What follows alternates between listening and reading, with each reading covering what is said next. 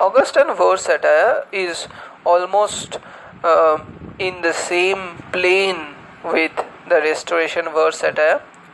Why I am saying so? Because if we look into the tradition, the true successor of Dryden in the line of satirical words was Alexander Pope.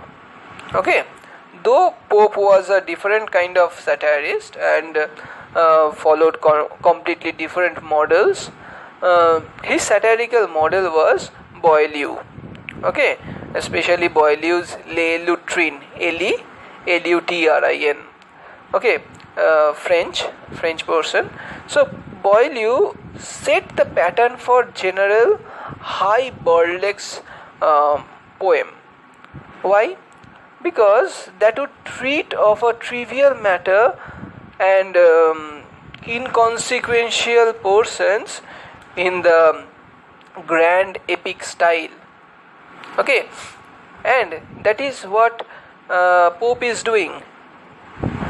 If you remember the subject of the Rape of the Lock, you will see that it is based on that trivial matter, as I said in previous class only.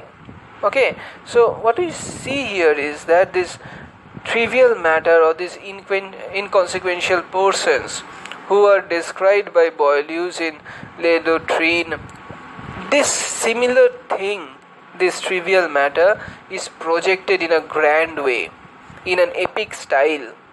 Why? Because to show how petty actually the situation is, কতটা তুচ্ছ হচ্ছে জিনিসটা, ঠিক আছে? The subject of Pope's poem mock epic, Pope's mock epic The Rape of the Lock, is indeed slight. Okay, and as you have read before only, that the Lord Peter's cutting of a lock from Mr. Arabella Former's hair, that is Belinda's hair that has been cut off, it is as trivial as it can be, but that is a dishonor for the family, and the dishonor is being exposed. This dishonor has been focused on in a grand way. Okay, but Pope's delicate imagination, his ironic wit, if you read the first section of the mock epic, that is the Rape of the Lock, what you will see? You will see that it is stated in the very first line that not the very first line, in the first few lines only, you will see that it has been asked to Pope, it has been said that the two families are quarreling among themselves and the quarrel needs to be mitigated, সেটাকে মেটানো দরকার, right? তাই what we see that Pope's delicate imagination, his ironic wit and his masterly words is actually being used to produce a poem. Okay, and what we see that a simple matter, a slight matter is elongated, dealt with throughout in the poem, and it is raised to a grand epic structure. Okay, the structure is epic, though it is satirical, that's why it is mock epic. Clear? This combination of things, number one, the ironic wit, the masterly verse, and what we see, number two, is the masterly verse. These two things produce the words, and this actually led Dr. Johnson to say that it is the most attractive of all ludicrous compositions. Everyone is writing satire, everyone is focused to write satire, but if you read satires, you will get to see that how boring that it gets. Okay, even when you will read London, those things will not actually appear very much attractive to you. London of Samuel Johnson, okay, that things you will not get to know unless you know the background. There are several lines which you will not get to understand unless you know the complete background of what was happening in the parliament, of what was happening in England. Okay, so those things becomes boring when you have to constantly refer back. For a simple student it becomes boring, but for Pope, this way of dealing with things, his way of getting to describe a simple trivial matter, makes it an attractive choice. Okay, the Rape of the Lock is a moral poem and does not oppose a person or a class, but a moral fault that is present. Okay, the fault that is present, that has been mocked, or the follies that are present, that has been mocked. Not a single person has been criticized, or not one singular person has been targeted. Okay, Arabella Farmer or Belinda or Lord Peter, anyone who is present there, anyone, each and everyone represent the class that they belong to. Okay, তাদের সোসাইটিতে যে class রয়েছে সেই ক্লাসটাকে তারা belong করে, and that class has been criticized, okay, because of their moral failure or the moral fault or the follies that they have. But it is not that the person is being criticized. Okay, so similarly what we see, this is becoming very interesting. Okay, and that is making this Rape of the Lock very interesting as compared to other satires, as in case of Hudibras, which is 10,000 lines long, or Absalom and Achitophel. Though Absalom and Achitophel is interesting because of its allegorical form, whereas Dryden followed the example of Juvenal. Okay, Pope found his true exemplar in Horace. Okay, in the Imitations of Horace writing, what we find? We find that Pope is practicing the same art as is in Horace. In An Epistle to Dr. Arbuthnot is the best of Pope's Horatian satires. It is actually an apologia, okay, a poetic biography. Okay, so apologia is a poetic biography, and this is being dealt with by Pope in a more Horatian form. Though the greatest, the most tremendous of Pope's satire is certainly the Dunciad. The Dunciad is a fierce satirical poem by Alexander Pope. It was published in 1728.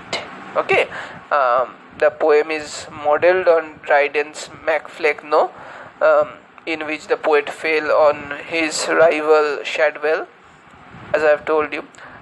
So in the opening of the book, okay, in the opening, Bayes is shown debating as to whether he should be take himself to church or gaming party, writing, but is carried off by the goddess of poetry and anointed king of the realm of dullness.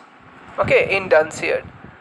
And what we find here is that the coronation is celebrated with diverse games and sports in which the poets, critics and dramatists of the time take part.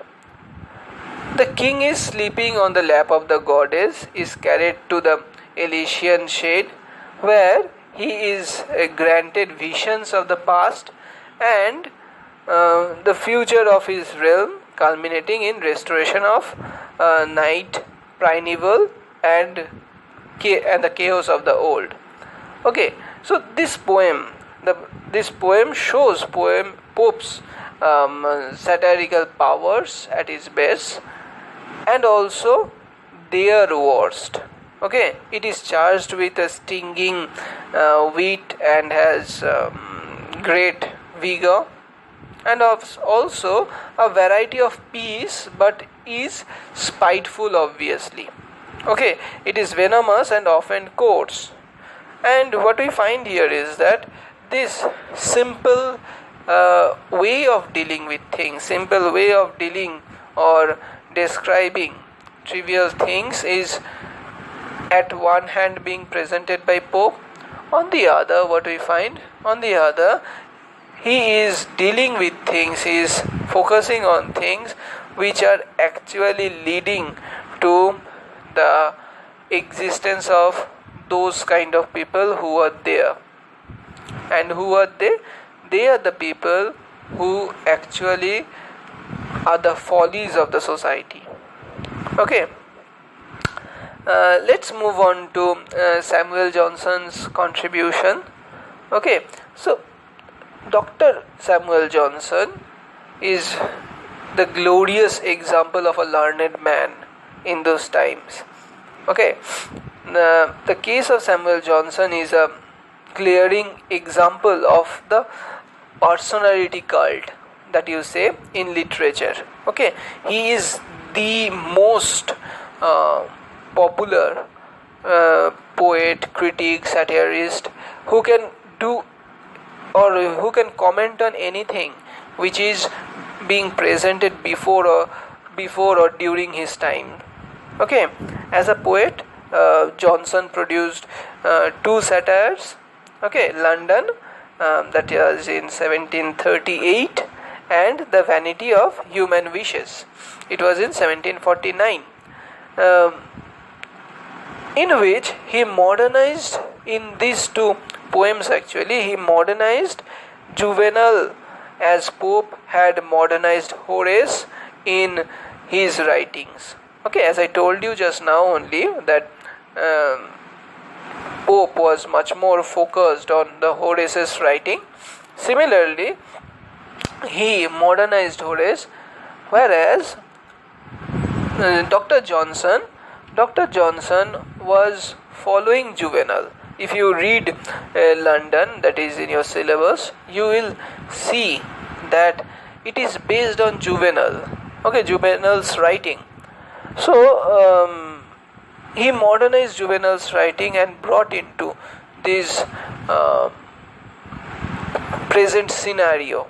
Okay, he placed this in the present scenario of the neoclassical age or the Augustan period on things that are happening in those times. Okay, so as I told you before also in neoclassical age characteristics lecture, what we see that these writers are following the traditions or following the rules of the classical age, but what they are doing, they are adapting to certain things to the age obviously, and they are modernizing it. They are including new traditions, new ways of dealing with. So they are existing both the tradition, the old and the new together. Okay, so Dr. Samuel Johnson wrote the poem London in the imitation of Juvenal's third satire, and the Vanity of Human Wishes in imitation of Juvenal's 10th satire. Okay, when you will read London, you will see it is written on the top only, that it is written on the imitation of Juvenal's third satire.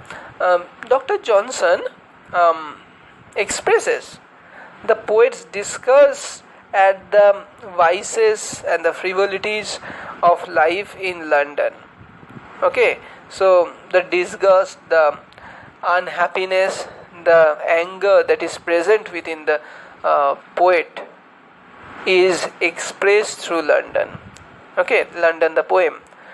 And what we find here is that the arrogance of wealth, the oppression of the poor, and the imitation of French fashion, which was very much prevalent in those times, which came along with the Restoration age, because Charles II was coming from France after his exile, after his father was beheaded in 1649. So he is coming back, and with him he is bringing in the French fashion, French style, and several other things which is liked by him. But what we find here is that these things are making the people of London, people of this part of the world, very showy. Okay, and what we find here is that there a section of people who are gaining the wealth because of their association with the power, they are becoming very much arrogant because of the newfound wealth. And also what we find here is that there is this oppression of the poor. So there is no way of uplifting the poor. Rather, what we see, the society of London is such where the vices are at its loose, where everyone is there only to lead a life which would be showy, which would deal with the show business. Okay, and it is very demeaning for a writer. It is very hurtful for a writer who focuses on the things like society or social development. Clear? So similarly, doctor Samuel Johnson obviously difference আছে জনসনের মধ্যে, ঠিক আছে? Ben Johnson যদি হয়, if you are writing Ben Johnson, the spelling will be JONSON, and when you will be writing Samuel Johnson, it will be JOHNSON. Okay, keep that in mind. Dr. Samuel Johnson's The Vanity of Human Wishes deals with the reactionary teachings of religion, Vanitatis and Vanitatum, and it says that in the poem it is said that the vanity of all varieties is vanity. Okay, vanity is false pride of all types is vanity. You cannot deal with one and you cannot erase another. Okay, everything should be dealt with, and everything should be removed. This is the central idea of the poem. Okay, and the tone of the poem is one of somber pessimism. The ultimate disappointment of ardent hopes is eloquently expressed here. Okay, so more or less what we see in Dryden, in Pope, in case of also Dr. Johnson, they are dealing with the society. They were reproducing the images of the society through their poems, and they are criticizing them. They are criticizing to such extent that they are putting out their soul in it and bearing the soul of the society.